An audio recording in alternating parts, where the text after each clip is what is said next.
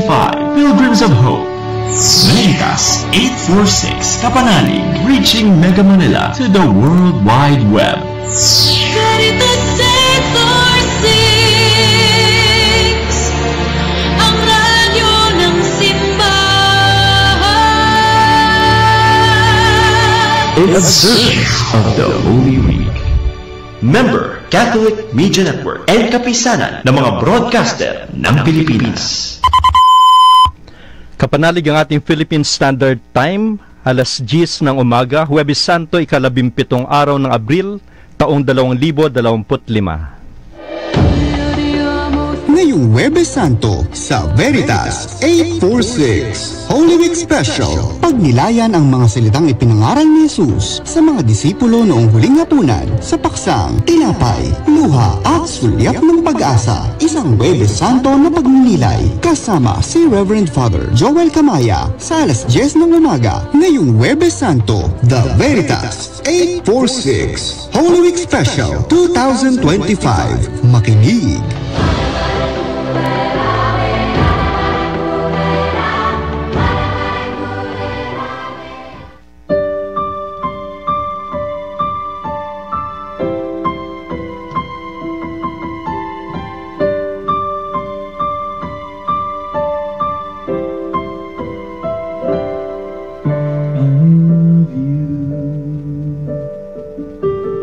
That's just what I am.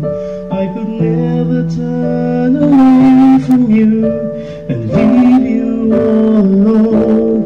Yes, I love you. Though you have gone your way, I could never leave you all alone and leave you way behind. Though you may no more than dust placed on the scale, you rise. Though your word is just as much as sand, I love you just the same. I am loved. I am loved. Though your sins be dark as scarlet, I will turn them white as snow. Though your sins be red as crimson, they mean nothing more to me. For I made you red, woman, for me, for all eternity. I love you, yes, I love you. I always will love you.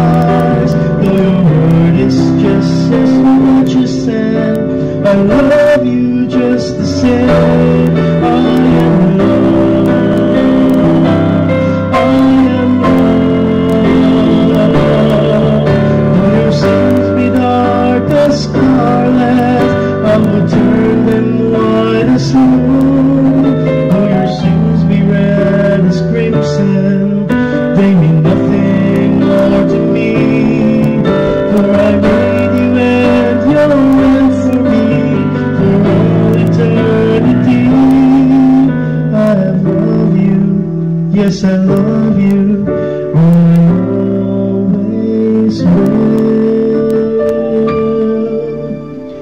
love you.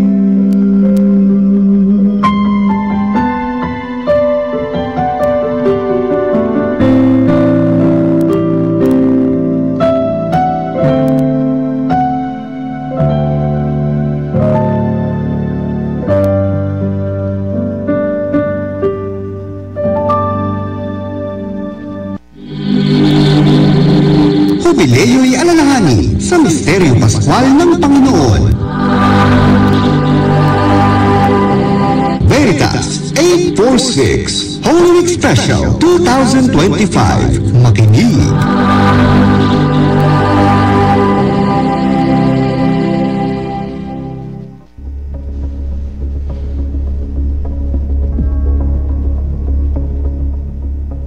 Alig, ito po si Father Joel Camaya, Salesiano ni Don Bosco.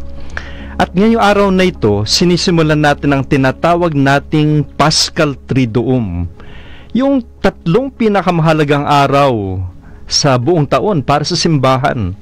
Ano ito? Huwebes Santo, Biyernes Santo at Sabado de Gloria, yung tatlong araw na yan.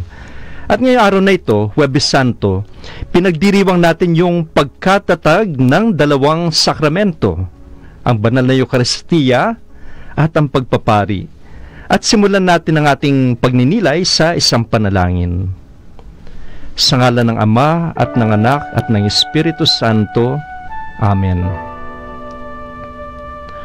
O Diyos, sa pagdiriwang ng Huwebes Santo, kami nagpapasalamat sa iyong dakilang pagmamahal at sakripisyo. Gabayan mo kami upang makiisa sa pag-aalay ni Jesus ng kanyang katawan at dugo at magsilbing tapat na saksi ng kanyang pag-ibig sa bawat araw. Amen. Sa ngalan ng Ama at ng Anak at ng Espiritu Santo. Amen. Mga kapanalig, sa ating pagninilay ngayon, sa araw ng Huwebes Santo, dito sa programang ito, sa ating special ngayong Semana Santa, balikan natin yung unang Huwebes Santo. At gawin nating landas yung Ebanghelyo ni San Lucas. Alam ko, no, binabasa ninyo yung 4 na Ebanghelyo at iba-iba yung salaysay nila tungkol sa pagpapakasakit ni Jesus. Pero tignan natin, ano yung sinabi ni San Lucas itong gabi ng Huwebes Santo? At tayo'y inimbitahan na maglakbay kasama si Jesus dito sa kanyang mahalagang mga tagpo sa buhay. So, mula dun sa huling hapunan, sa panalangin sa bundok ng mga olibo, hanggang sa kanyang pagkakadakip at yung pagkakaila ni Pedro. At yung bawat hakbang na yan, isang paalala ng kanyang sakripisyo, ng pag-ibig niya, yung pagtitiwala sa kalooban ng Diyos. Kaya ito, may 4 na bahagi tayo itong ating pagninilay ngayong umaga na ito. Yung pagninilayan natin kung paano tinanggap ni Jesus yung kanyang misyon at paano tayo tinatawag na sundan siya. Sa bawat tagpo ng takot, pagtataksil at kabiguan, nakita natin ang tunay na mukha ng pagmamahal at yung kahinahunan ng Diyos. Doon sa pagtahak natin dito sa landas ng pananampalataya, tanungin natin yung ating sarili. Paano tayo tinatawag na tumugon sa kanyang paanyaya? Makapanalig, ito yung unang pagninilayan natin. Yung mula sa Ebanghelyo ni San Lucas, chapter 22, verses 7 to 23. Hindi natin babasahin, pero yun yung unang bahagi. Ano yung pwede natin makuha riyan? Kaya mainam kung sa harapan ninyo meron kayong mga Biblia.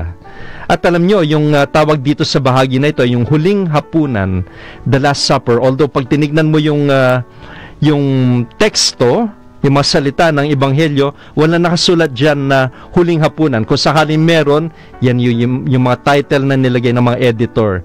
But anyway, yun yung tawag natin, yung hapunan ng Panginoon, yung huling hapunan na pagdiriwang mamayang gabi, gugunitain mamayang gabi doon sa mga misa, no? The Mass of the Lord's Supper.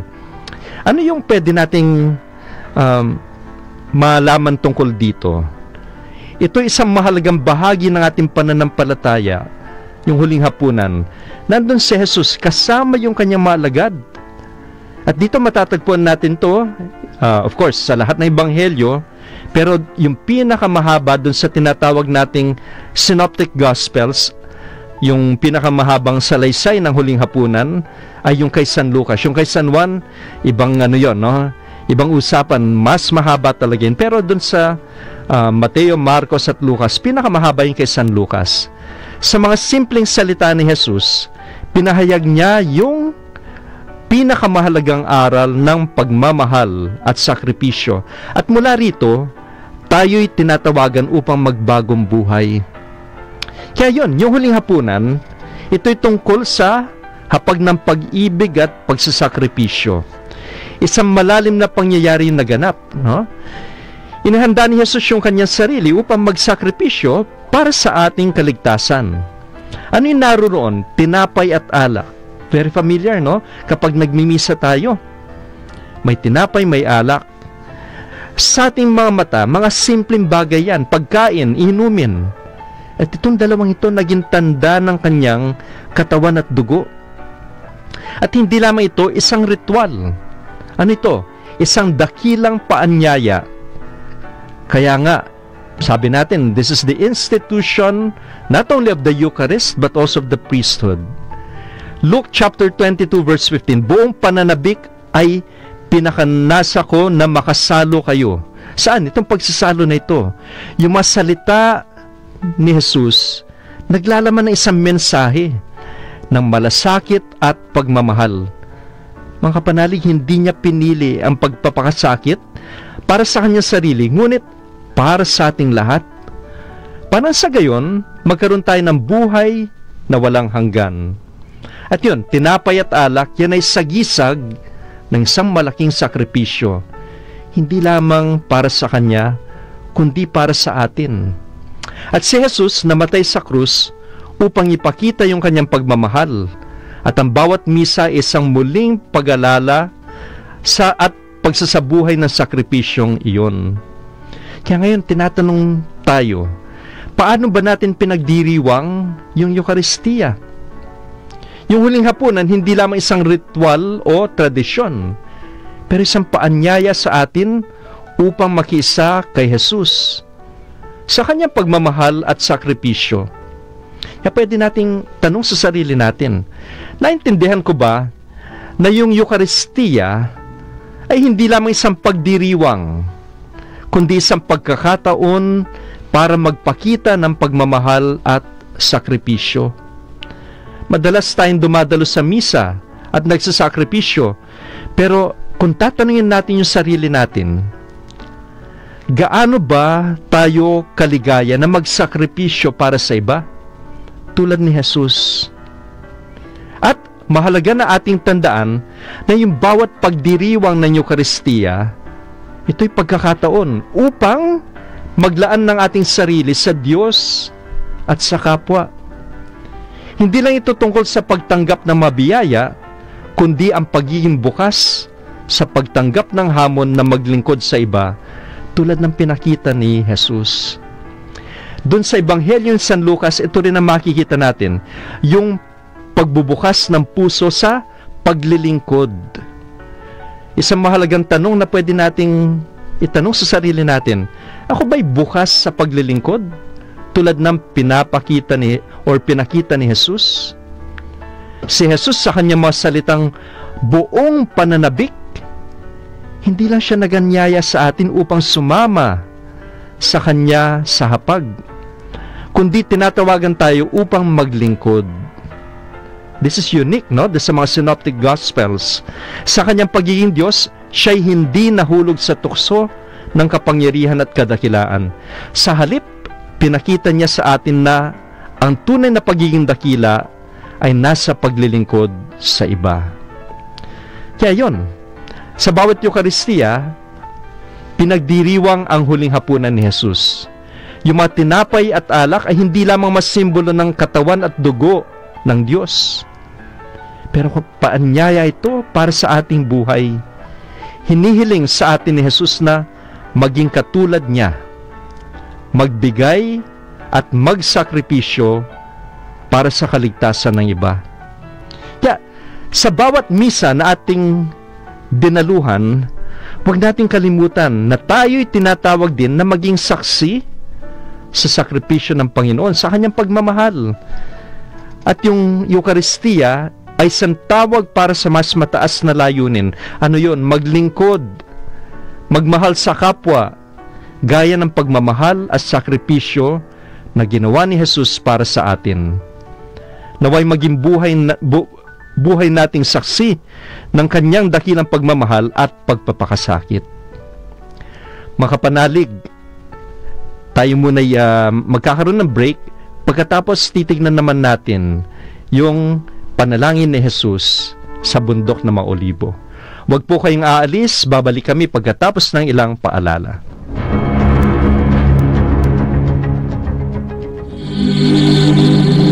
Jubileo'y alalahanin sa Misteryo Pascual ng Panginoon. Veritas 846 Holy Week Special 2025. Makinig.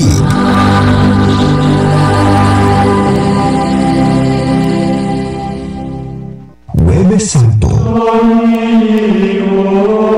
Sa araw na ito ng Huwebes Santo, ginugunita ang huling hapunan kung saan ipinagdiriwang natin ang institusyon ng banal na Eucharistia. Sa paghuhugas ng paa ni Jesus sa kanyang mga alagad, inihayag ni Jesus ang buod ng ating pagkakristyano. Ito ay ang magmahalan tulad ng halimbawa ng pagmamahal niya sa lahat.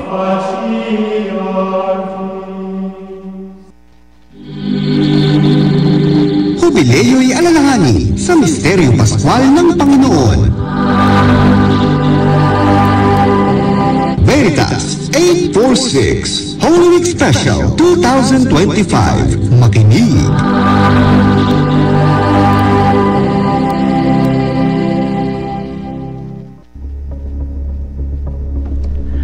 Makapanalig, puntahan naman natin ngayon ang panalangin ni Jesus.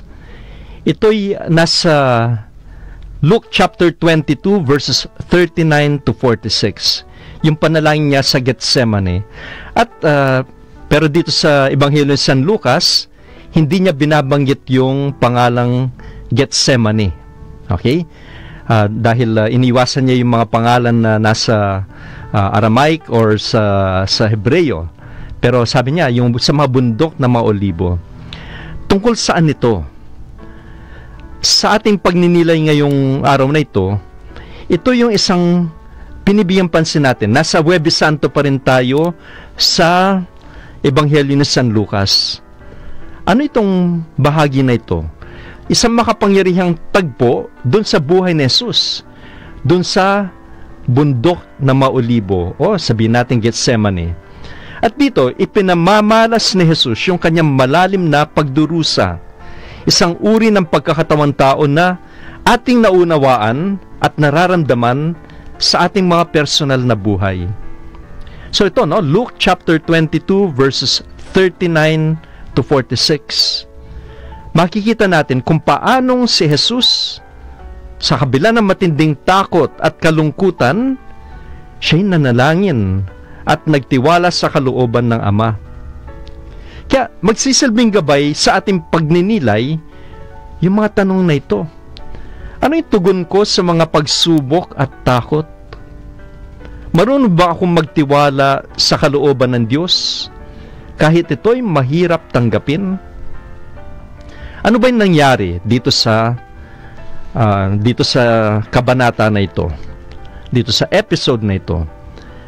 So, pagkatapos ng huling hapunan na ating narinig kanina or napagnilayan kanina, nagtungo si Jesus doon sa bundok na Maolibo o Garden of Gethsemane.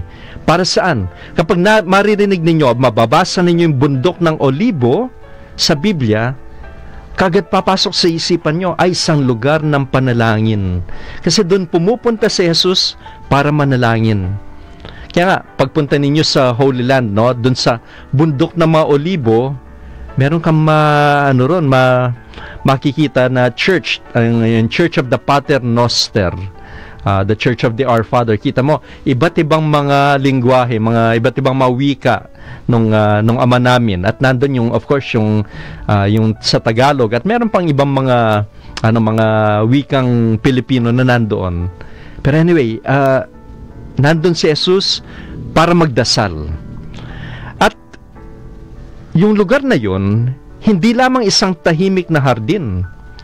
Ito rin ay naging simbolo ng matinding pagsubok at kalungkutan. Dito pinakita ni Jesus yung kanyang pagiging ganap na tao. At yung matinding takot at panghihina na naramdaman niya ay nagbigay liwanag sa ating pagkatao at sa ating mga pangarap at pagnanais sa buhay. Kaya yun, si Jesus, sa kabila ng kanyang pagka-Diyos, nakaranas siya ng mahihirap na emosyon, takot, panghihina, pangungulila. At yung nabasa natin, di ba, nung nandun siya, nanalangin siya dahil kung titingnan natin yung ebanghelyo ni San Lucas, ayan, dun sa bundok na Maolibo, ano yung ginawa niya? Siya'y lumuhod. So, iniwan niya yung kanyang mga alagad. Lumuhod. Kakaiba dun kay Marcos at kay Mateo na si Jesus ay nagpatira pa. Dito nakaluhod siya para magdasal. Maganda yung posisyon ng nakaluhod kapag nagdarasal ka. Bakit? Kasi pwede kang yumuko at pwede kang tumingala. Pwede kang tumingin sa langit. At yun yung ginawa ni Jesus, nanalangin siya. Yung kanyang panalangin, Ama, kung maaari, ilayo mo sa akin ang kopang ito. Ngunit, huwag ang kalooban ko ang masusunod, kundi ang kalooban mo. Ito'y isang panalangin na makikita rin natin dun kay Mateo at kay Marcos. Pero, medyo kakaiba ito.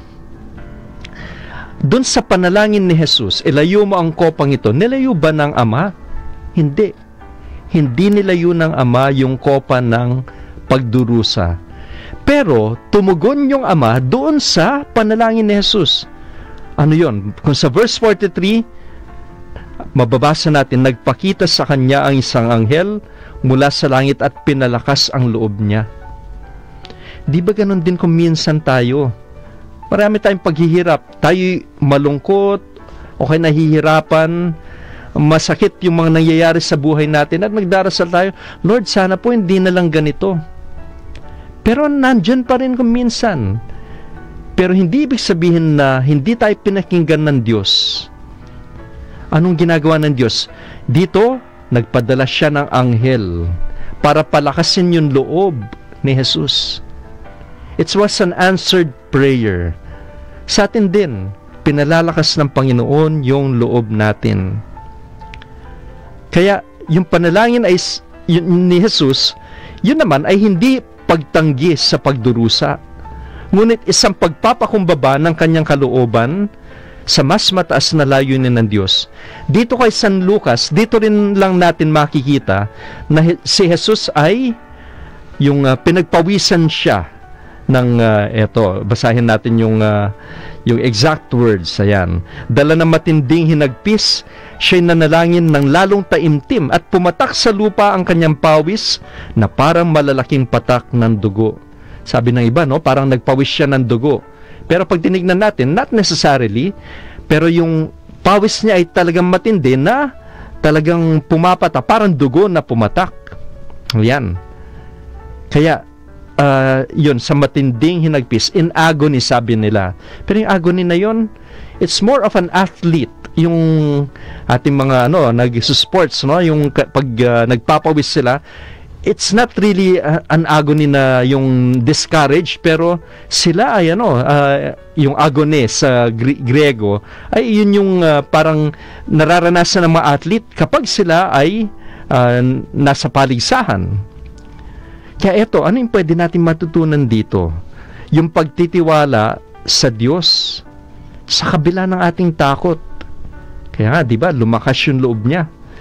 Sa ating buhay, madalas tayong dumaranas ng matinding takot at pagsubok. Minsan yung mga pagsubok sa buhay, ano-ano yon? Minsan problema sa pamilya. O kaya, yung health problems, no? O kaya, yung sa trabaho, yung karamihan, no? Yung kanilang problema ay sa pera. Ito'y nagiging mabigat na pasanin. At sa mga pagkakataong ito, pwede tayong magtanong, bakit nga ba ito nangyayari? O bakit ako? Bakit ang mga mahal ko sa buhay? Di ba tanong natin yan? At maski sa akin, no, kapag ako'y nagmimisa, no, o pumupunta doon sa mga patay para magbasbas, yun ay laging tanong, Father, bakit nangyayari ito? O bakit nangyari ito? At dito, tingnan natin yung panalangin ni Jesus. Tinuturuan tayo ni Jesus sa Gethsemane na sa kabila ng ating mga takot at pagdududa, kailangan natin magtiwala sa kalooban ng Diyos. Si Jesus na nagdusa para sa atin, nagsilbi siyang halimbawa ng tunay na pagtitiwala sa Diyos sa kabila ng lahat ng bagay. Tinutulungan niya tayo na makinig sa panalangin ng ating puso at tanggapin na may mas mataas na layunin ang ating mga paghihirap. At sa oras ng mga kaguluhan, yung panalangin ay isang daan upang magtiwala sa Diyos. Yung panalangin hindi lamang tungkol sa mga salita, kundi tungkol sa pagkakaroon ng bukas na puso at isipan para na sa gayon matanggap natin yung kalooban ng Diyos sa ating buhay. Yung mga sandaling yon ng katahimikan tulad ng ginawa ni Jesus nung siya'y nanalangin ay nagiging oras ng pagninilay at pagtiwala sa Diyos. Tapos yung pagtanggap sa kalooban ng Diyos. Si Jesus sa gitna ng matinding sakit at takot, hindi nagtakda ng sariling kalooban. Hindi siya nagpursige, Ama, ayaw ko ng ganito. Pero yung panalangin ay naging isang saksi ng kanyang tunay na pagsunod sa kalooban ng Ama. Sa kanyang pagtanggap sa kalooban ng Diyos, pinakita niya sa atin kung paanong tayo ay tinatawag na magtiwala at sumunod sa kalooban ng Diyos. Kahit na ito pa'y mahirap gawin, mahirap tanggapin. Sa bawat hakbang ng ating buhay, tulad ni Jesus, kinakailangan nating sumunod sa Diyos, tanggapin ang kanyang plano, kahit na ito ay hindi palaging ayon sa ating mga kagustuhan. Kaya, bilang pagninilay sa ating sarili, sa ating buhay, paano tayo tumugon sa mga pagsubok at takot? Madalas yung ating unang reaction, yung magtakda ng ating sariling plano, ay ito yung plano ko upang makaligtas sa paghihirap. Pero gaya ng tinuro ni Jesus, may mga pagkakataon na tayo tinatawag na magtiwala sa Diyos. Tapos tanggapin yung kanyang kalooban. Maski na mahirap itong maintindihan. Tanungin natin yung ating sarili, marunong ba tayong magtiwala sa Diyos? Kahit na yung kanyang kalooban ay parang wala sa ating mga plano. At sa kabila ng lahat ng takot at pangamba, mayroon bang pagkakataon na nagiging bukas tayo sa plano ng Diyos? At yung ating mga panalangin ay nagiging isang pagtanggap sa kanyang kalooban? Kaya sa ating katahimikan, itong ating pagninilay ngayong araw na ito ng Huwebes Santo, maaari tayong magtulungan upang marinig ang panalangin ni Jesus na nagtuturo sa atin na magtiwala sa Ama. Yung bawat takot at pagsubok, isang pagkakataon iyon para magtiwala sa Diyos. Isang pagkakataon na magpapalakas sa atin upang magpatuloy sa buhay na may lakas ng pananampalataya. Kaya mga kapanalig, yung panalangin ni Jesus ay isang paalala sa atin na sa kabila ng takot, pagdurusa, pagsubok na ating pinagdadaanan, yan ay tunay na lakas. Matatagpuan sa pagtanggap sa kalooban ng Diyos. Yung kanyang halimbawa, pinapakita na sa mga oras ng pinakamatinding pagsubok, tayo tinatawag na magtiwala at sumunod sa Diyos, sapagkat siya lamang ang may alam ng pinakamainam na plano para sa ating buhay. At tulad ni Jesus na nagtiwala sa Ama, tayo rin tinatawag na magtiwala at magdasal na may buo at malalim na pananampalataya.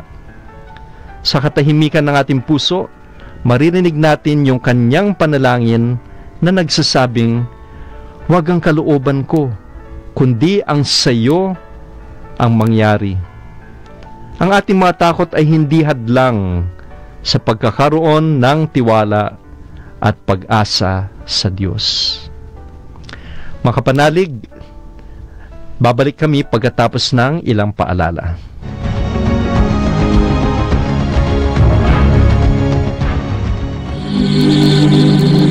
Jubileo'y alalahanin sa Misteryo Pascual ng Panginoon. Veritas 846 Holy Week Special 2025. Makinig.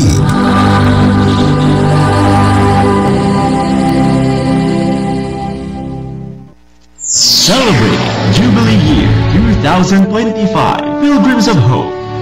Veritas 846 Kapanalig, reaching Mega Manila to the World Wide Web. Veritas 846, ang radyo ng simbahan. In observance of the Holy Week. Member, Catholic Media Network and kapisanan ng mga broadcaster ng Pilipinas. Kapanalig ang ating Philippine Standard Time, 30 minuto makalipas ang alas 10 ng umaga. Jubileo'y alalahanin sa Misteryo Pascual ng Panginoon. Veritas 846 Holy Week Special 2025. Makinig.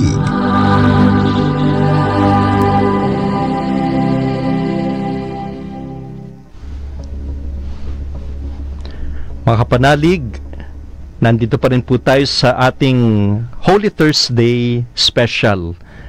At kanina na pagnilayan natin yung huling hapunan ayon kay San Lucas, tapos yung panalangin ni Jesus doon sa bundok ng mga Olibo. Ito'y yung landas na tinatahak natin sa pagninilay natin ay yung ebanghelyo, yung pagpapakasakit ng ating Panginoon ayon kay San Lucas. And especially itong Huwebes Santo na gabi, no? Yung unang Huwebes Santo ayon kay San Lucas. Kaya ngayon naman, tingnan naman natin yung pag-aresto, yung pagdakip kay Jesus. At kung may Biblia kayo, punta kayo, no? Luke chapter 22 verses 47 to 53. Ulitin ko, no? Luke 22, 47 to 53. At pwede nating tignan, no, sa mga salitang ito, yung pagkakanulo, pananahimik, at kapayapaan. So, yung mga pangyayaring bumabalot sa ating mga mata, tuwing ang mga kwento ng huling hapunan at yung pagkakanulo ni Judas ay ating binabalikan, ano nararamdaman natin? Ito'y puno ng hinagpis, takot, kalungkutan. At sa mga sandaling ito, malalim ang mensahe ni Kristo para sa atin. Isang mensahe ng kapayapaan, pananahimik, at hindi nasusukat na habag. Kaya yan, no? Yung pagdakip, yung kaninang picture na nakita nyo, yung huling bahagi nitong salaysay na ito. Pero tingnan natin. Yung una, yung pagkakanulo ni Judas at ang pag-ibig ng Diyos. So dito sa salaysay ni Lucas, nakita natin si Judas, ang isa sa mga alagad ni Jesus. Lumapit siya at humalik kay Jesus bilang tanda ng pagkakanulo. Isang yan, no? Isang tanyag na eksena, the kiss of Judas. Ito ang pinakalumalaban na pagkakataon ng kabiguan. So matindi siya. At parang nakaka-disappoint. Sa isang halik na dapat natanda ng paggalang, pagmamahal, ngayon itong halik naging simbolo ng pagtataksil. Ito isang gawa na puno ng kalungkutan at pagtatangi, hindi lamang kay Jesus, kundi pati na rin sa mga disipulo at sa buong simbahan. Yung halik ni Judas, no, ay halik ng isang traidor. Yung ginawa ni Judas, isang malupit na parang may saksak sa puso ng ating Panginoon. Pero ano yung masakit? Sa kabila ng lahat ng ito, hindi tumugon si Jesus ng galit. Alam niyo na isa sa mahirap tanggapin, no? Yung pagkakanulo, yung pagtataksil ng isang taong malapit sa iyo. At when we say betrayal, we're betrayed by whom? By people who are close to us. Hindi mo pwedeng sabihin, uy, nagtaksil sa akin, no, na yung taong yun, yung tambay dun sa kanto na yun. Kung wala man kayong relationship nun, di man kayo magkaibigan, paano masasabing pagtataksil yun? Yung pagtataksil ay isang tao, no, dun sa isang tao na malapit sa kanya, kaya lalong sumasakit yun. Kaya, una, no, hindi tumugon ng galit si Jesus. Hindi siya nagtakda ng parusa para kay Judas. Hindi siya nagpakita ng anumang uri ng paghihiganti o galit. Paano siya tumugon? Nanatili siyang kalmado, mapayapa, at nagpatuloy na magpatawad. Siya ay hindi nahulog sa bitag ng galit at pagkamuhi. Ang kanyang pananabik ay isang malupit na larawan, or ang kanyang pananahimik, no? Isang malupit na larawan ng pagmamahal na hindi nakakulong sa mapagkakamali ng ibang tao. Kaya tanong niya, Judas, ipagkakanulo mo ba ang anak ng tao sa pamamagitan ng isang halik? Hindi palaban. Isang tanong. Kaya yun, yung pananahimik na yon na ating binanggit, nandoon yun. At yung halaga nito at yung halaga ng kapayapaan. Kaya mahalaga sa ating pagtugon sa kwento ng pagkakanulo, bigyan natin ng pansin yung pananahimik ni Jesus. Kapag may mga pagkakataong tayo'y tinataksil o binibigyan ng hindi pagkakaunawaan, ano yung natural na reaksyon ng tao? Galit o paghihiganti? May masabi lang sa'yo, triggered ka na, sabi nga sa lingwahe natin ngayon. Parang, ewan ko, siguro maski na sa inyong magkakaibigan, maski sa pamilya, meron ka lang masabi, no? Tapos, ayan, meron nang magre-react. Sa social media, mag-post ka. Ayan, may mga hate messages ka kaagad.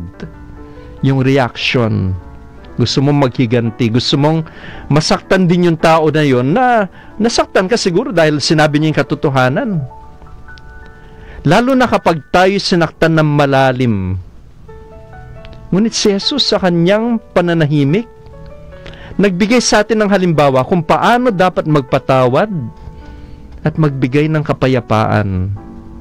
Kahit sa mga oras ng sakit at pagkatalo. Alam niyo, mga akma ito, yung Ebanghelyo ni San Lucas at itong pagdiriwang ng Semana Santa dito sa ating Jubilee Year. Dahil sa Jubilee Year, isa yun sa mga binibigyan natin ng pansin. Yung pagbabalik loob, yung pagpapatawad. At bumalik tayo kay Jesus. Sa kabila ng kanyang pagkakanulo, si Jesus patuloy siya nagbigay ng pagpapatawad. Pinipili niyang magpatuloy sa kanyang misyon na magdala ng kapayapaan. The Gospel of Luke, no, yung Ebanghelyo ng San Lucas, ay ebanghelyo ng kapayapaan. Isang ebanghelyo ng pagpapatawad, ng awa. A gospel of compassion. Yung pananahimik ni Jesus, hindi isang senyales ng kahinaan. Kasi kung minsan, no, ginajudge natin yung tao, ay, tahimik lang siya, no, wala siyang alam, no, mahina yan. Yung pananahimik ni Jesus, hindi kahinaan, pero isang pagsasaksi sa lakas ng pag-ibig ng Diyos na hindi nasusukat sa mga pagkakamali ng tao. Isa sa pinakamahalagang aspeto ng ating pagtutok sa kwentong ito, dito sa pag-aresto, pagdakip kay Jesus, ay yung mensahe ng kapayapaan na dala ni Jesus. Sa kabila ng lahat ng pagdurusa at kalungkutan ng kanyang pagkakanulo, nagpatuloy si Jesus sa pagpapakita ng kapayapaan. Nang ang mga alagad ay nagtakda ng pagkilos upang ipagtanggol yung kanilang sarili, Pinigilan sila ni Jesus, di ba? They did something violent.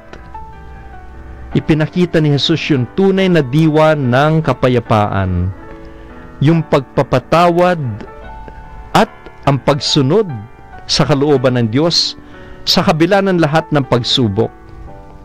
Kaya mahalaga para sa atin na malaman na ang kapayapaan ng Diyos hindi lamang naroon sa mga sandali ng kaligayahan at katiwasayan. Sa halip, pinapakita niya ito lalo na sa mga sandali ng pagdurusa. Ang ganda ng words na suffer silently. Meron isang isang kabataan, in fact, hindi pa siya teenager, 12 years old. Estudyante ng mga Daughters of Mary Help of Christians, mga Salesian sisters. Si Laura Vicuña na isang biyata, blessed. Alam niyo yung sinasabi niya, isa sa mga kino-quote lagi sa kanya, suffer silently, smile always. Ulitin ko, suffer silently, smile always. Pag nagdurusa tayo, tahimik tayo, pero ngiti tayo palagi. Ayan, dito natin nakita sa Ebanghelyo yung katahimikan ni Jesus. Sa ating mga buhay, magkakaroon tayo ng mga pagkakataon na tayo tatawagin na magpakita ng kapayapaan sa mga sandali ng pagkalito at pagtaksil, sa mga sandali ng pagsubok at hindi pagkakaunawaan. Ang tunay na kapayapaan ay isang biyaya mula sa Diyos na lumalago sa ating puso, at ito ay sumasaklaw sa ating pakikitungo sa mga tao na nagkakasala sa atin. Yan, mga kapanalig. Ito yung parang hikayat sa atin, paghikayat sa atin na magtanong sa ating mga sarili.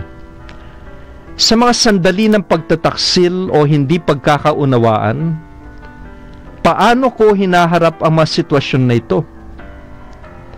Ang ating tugon ay maaaring magbigay liwanag sa ating pagkatao at pananampalataya.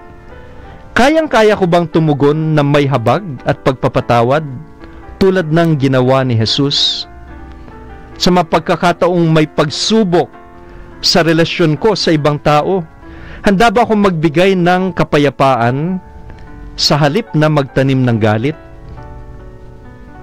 At ito rin pwede nating tanong, may mapagkakataon ba na ako mismo ay naging si Judas sa ibang tao? Nagkaroon ba ako ng pagkakataong ipagkanulo o makapanakit ng iba? Hindi ba't sa mga pagkakataong ito, pinapakita sa atin ng Panginoon na kahit tayo'y nagkakamali, palagi pa rin tayong may pagkakataon na magbago, magpakumbaba, magpatuloy sa pagtanggap ng kanyang biyaya at pagpapatawad. Isang bagay na nakita natin ang ganda, dito lang kay San Lucas to.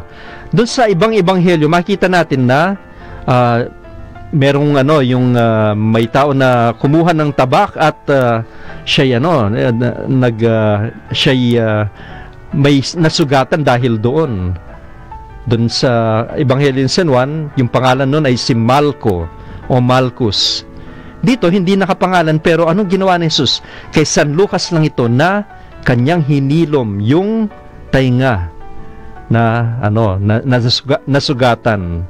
Hinilom niya yung kaninang poster natin, si Jesus hawak-hawak yung tainga nung taong yon, na nasugatan dahil doon sa violence ng kanyang mga alagad.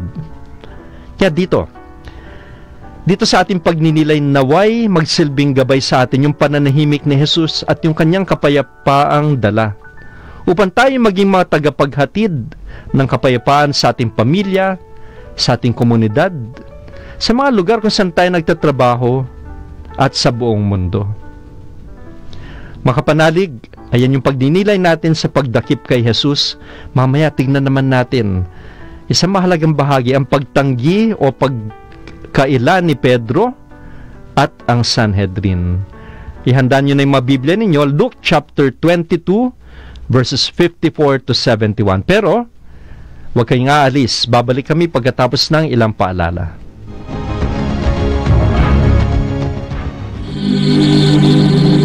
Jubileo'y alalahanin sa Misteryo Pascual ng Panginoon. Veritas 846 Holy Week Special 2025. Makinig.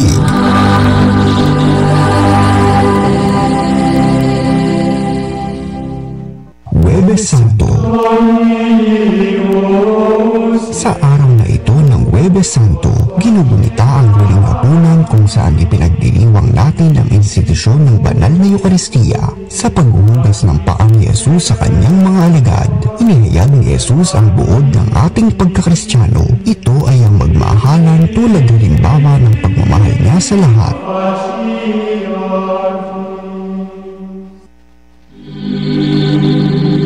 Jubileo'y alalahanin sa Misteryo Pascual ng Panginoon. Veritas 846 Holy Week Special 2025. Makinig.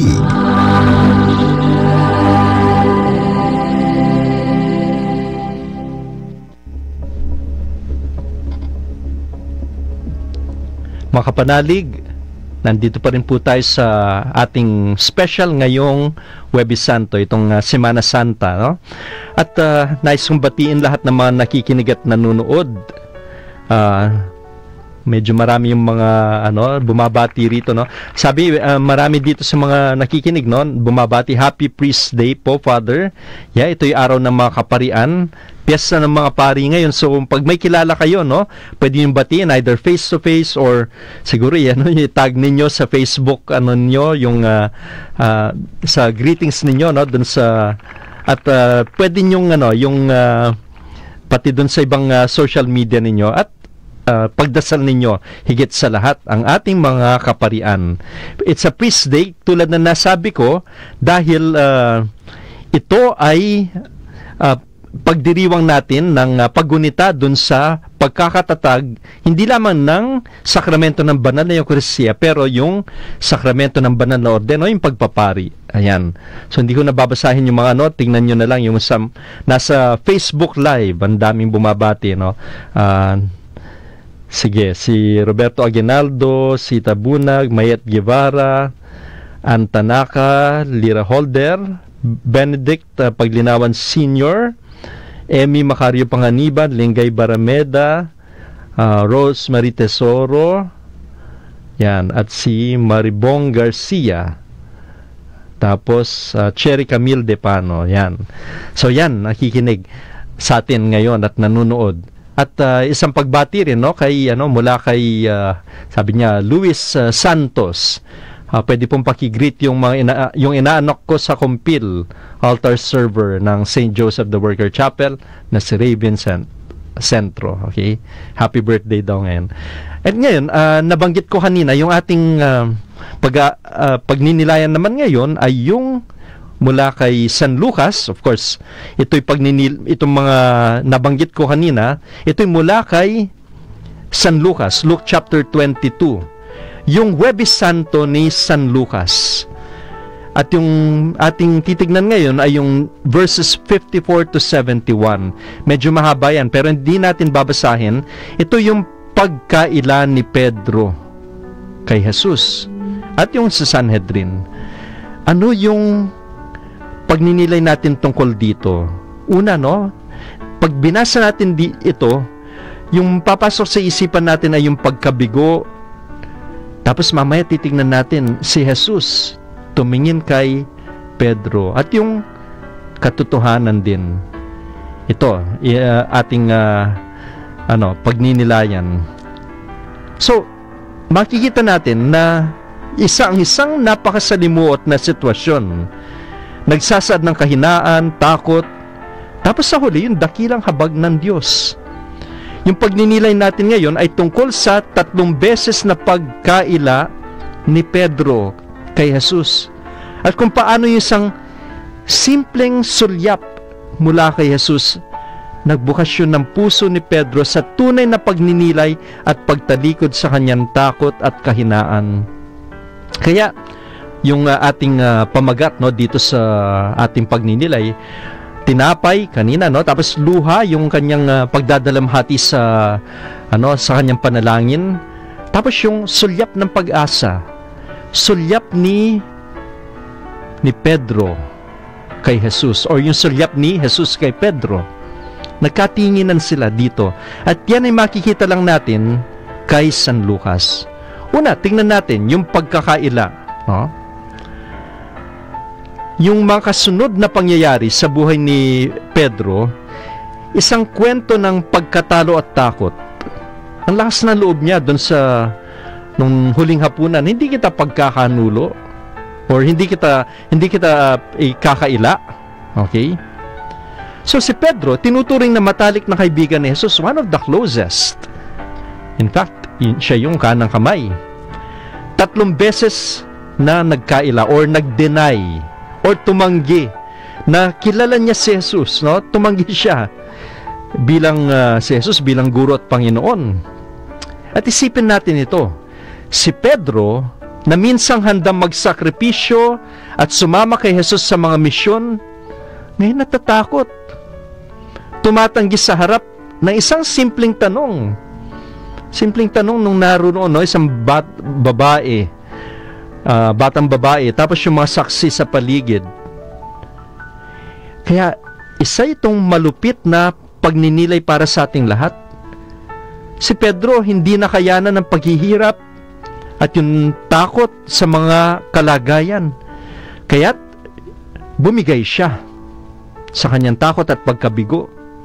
Maraming beses sa ating buhay, mga kapanalig, nararanasan natin yung ganitong mga sandali. Yung pakiramdam ng takot na magtanggol at magsalita para kay Jesus. Ang takot na maging matapang at magpakita ng pananampalataya sa gitna ng kahinaan at pagsubok. Kaya ito tingnan natin, no? Ito magandang basahin. Itong bahagi na ito. Pagkatapos ng mga pagkakaila, ayon. Ano yung isang sikat na parang passage dito, yan. Yung ikatlong pagkakaila, sumagot si Pedro, Ginoo, hindi ko nalalaman ang sinasabi ninyo. Tapos ito, nagsasalita pa siya nang biglang may tumilaok na manok. Ayan. Tapos ayan, ano yung makikita ninyo? Kapag binabasa ko ito, ako'y naaantig, no? Kinikilabutan ako. Ano yung narinig na, yung babasahin natin dito, yung verse 61. Pagkatapos ng pagkaila na yun, pagkatapos ng pagtilaok ng manok, ayan, yung makita niyo sa picture, no, kung kayo'y nanonood. Lumingon ang Panginoon at tumingin kay Pedro.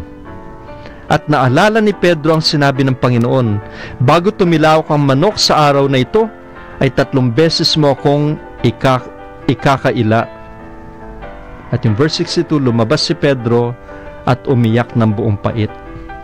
Bakit ko nabanggit ito? Bakit importante ito kapag pinag-aaralan natin yung Ebanghelyo ni San Lucas? Kasi doon kay Mateo at kay Marcos, ano yan parang telenovela na. Ito yung eksena, tapos ito sa labas, ito sa loob. Si Jesus siya ay nasa harap ng Sanhedrin. Nandun yung paglilitis. Tapos sa labas, nandun si Pedro, kinakaila si Jesus. Kaya, wala si Jesus sa piling ni Pedro at that time. Dito, alam niyo yung nabasa natin? Dito kay San Lucas, narinig ni Jesus lahat ng pagkakaila ni Pedro. Pero, anong nangyari nung huli? Kaya nandun siya. Nagkatinginan sila, sumulyap si Jesus. Tinignan siya. Di ba parang tinignan ka ng isang tao na parang nagkasala ka, tapos tinignan ka ng isang tao na alam niya may nagkasala ka, pero maamo pa rin siya yung sulyap niya sa iyo. Parang nakakabagbag ng damdamin yun. Lumingon ang Panginoon at tinignan si Pedro. Isang sulyap hindi isang sulyap ng galit. It's not a glance of condemnation. Pero sa halip, isang sulyap ng habag at malasakit. Para bang sinasabi niya, okay lang yan, huwag kang mag-alala. Sa kabila ng pagkatalo ni Pedro, hindi siya tinitingnan ng Panginoon na may galit. Siguro may isipin natin, no, siguro, nandun si Jesus, no, siguro tinitigan siya, hindi titig. Walang galit. Sa halip, si Jesus ay nagbigay sa kanya ng isang sulyap ng pagmamahal. At habang siya'y nagbigay ng lakas ng loob kay Pedro sa kanyang puso, yun yung binigay niya para magbalik loob si Pedro. Kaya nga yun yung pagkakaiba ni Pedro kay Judas. Si Judas pinagkanulo si Jesus, pero sa huli hindi siya nawalan siya ng pag-asa. He despaired. Itong si Pedro, bumalik yung loob niya kay Jesus. Ito rin yung mensahe ng Diyos para sa atin. Kahit tayo'y nagkakamali at tumatanggi sa Kanya, hindi tayo iniwanan ng Diyos. Laging may pagkakataon para sa atin na bumalik, magtama ng ating pagkakamali at magpatuloy sa paglalakbay kasama siya. Mga kapanalig, tandaan ninyo ito. There are no mistakes in life. There are just lessons to be learned. Ulitin ko, There are no mistakes in life. There are just lessons to be learned. Na kapag if you don't learn things, it will always be a mistake. Pero if you have learned, then it will no longer be a mistake. At pagkatapos nito, nandun yung Sanhedrin, hindi na natin i-elaborate yon. Pero ito yung mga pagninilay natin. Yung tanong natin sa sarili natin ay, ako ba ay si Pedro na minsan natakot tumindig para kay Jesus? Marami sa atin na may mga pagkakataon na tumanggi o nag-atubiling ipahayag ang ating pananampalataya, lalong-lalo na kapag ito'y nauurong or tinatanggap ang mga opinyon ng iba. Ngayong Holy Week na ito, merong iba sa atin, ano ba, yan ba yung pinagdiriwang ninyo? At parang, hindi naman ako gano'n nagpa-participate dito, etc. Yun, kinaila mo na. Minsan, ang takot na mawalan ng respeto o magmukhang kakaiba sa ibang tao, yun ang humahad lang sa atin upang magtanggol at ipahayag ang katotohanan. Ngunit sa kabila ng ating kahinaan, maaari ba natin maramdaman ang mapagmahal na sulyap ng Panginoon sa ating mga kahinaan? Yung Diyos laging naruruan upang tulungan tayo. Nandun yung kanyang habag, binibigyan tayo ng lakas upang bumangon mula sa ating pagkatalo. At ang pinakamahalagang tanong, handa ba tayong ipagtanggol ang katotohanan gaya ng ginawa ni Jesus? Kaya ito yung pagninilay natin, mga kapanalig. So, sa gitna ng pagsubok at takot, pinapaalala sa atin ni Jesus na ang tunay na lakas hindi nanggagaling sa ating kakayahan, kundi sa kanyang habag at pagmamahal. Tanggapin natin yung sulyap ng Panginoon. Imagine niyo siya. Nandyan, tinitignan kanya sa kabila ng lahat ng mga kahinaan.